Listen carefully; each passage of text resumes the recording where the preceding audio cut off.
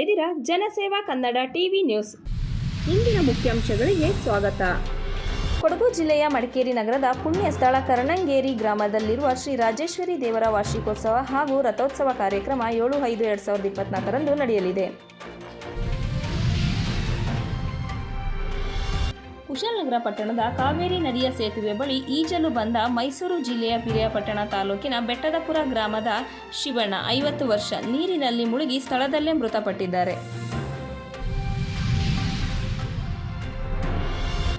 ಕೊಡಗು ವಿಶ್ವವಿದ್ಯಾನಿಲಯ ಜ್ಞಾನ ಕಾವೇರಿ ಆವರಣ ಚಿಕ್ಕಹಾಳುವಾರು ಕೊಡಗು 2024-25ನೇ ಶೈಕ್ಷಣಿಕ ಸಾಲಿನ ಬಹುಬೇಡಿಕೆಯ ವೃತ್ತಿಪರ ಕೋರ್ಸ್ಗಳು BCA, MCA ಮತ್ತು MBA ಪದವಿಗಳ ವ್ಯಾಸಂಗ ಕಲ್ಪಿಸಿಕೊಡಲಾಗಿದೆ.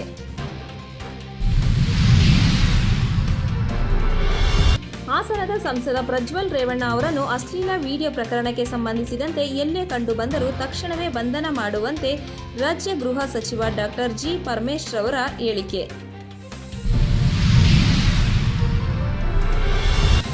ಕೇಂದ್ರ ಗೃಹ ಸಚಿವ ಅಮಿತ್ ಶಾ ವಿರುದ್ಧ ಫೇಕ್ ವಿಡಿಯೋ ಮಾಡಿದ ಆರೋಪದಲ್ಲಿ ತೆಲಂಗಾಣ ಕಾಂಗ್ರೆಸ್ ಐಟಿ ಸೆಲ್ನ 3 ಬಂಧನ. ಹನೂರು ಅಸಮರ್ಪಕ ಬಸ್ ಸೌಲಭ್ಯ, ವಿದ್ಯಾರ್ಥಿಗಳಿಂದ ಬಸ್ ತಡೆದು ದಿಢೀರ್ ಪ್ರತಿಭಟನೆ.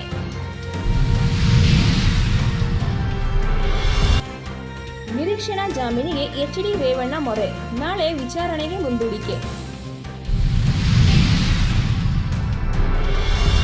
ಮಂಡ್ಯದಲ್ಲಿ ಬರ ಅಧ್ಯಯನ ಮತ್ತು ಜನಜಾಗೃತಿ ಅಭಿಯಾನ.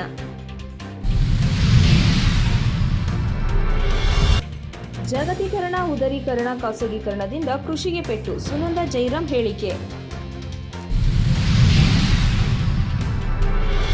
ಹನೂರು ಗ್ರಾಮ ಪಂಚಾಯಿತಿ ನಿರ್ಲಕ್ಷ್ಯ, ಸಾಂಕ್ರಾಮಿಕ ರೋಗದ ಭೀತಿಯಲ್ಲಿ ಕೌದಳ್ಳಿ ಗ್ರಾಮ.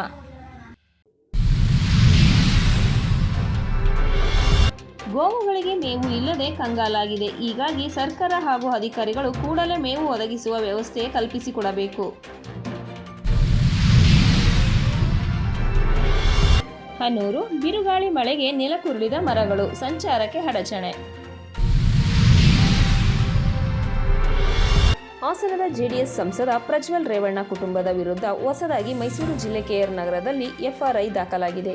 ರೇವಣ್ಣ ಕುಟುಂಬದಿಂದ ಸಂತ್ರಸ್ತೆಯ ಕಿಡ್ನಾಪ್ ದೂರು ನೀಡಿದ್ದಾರೆ.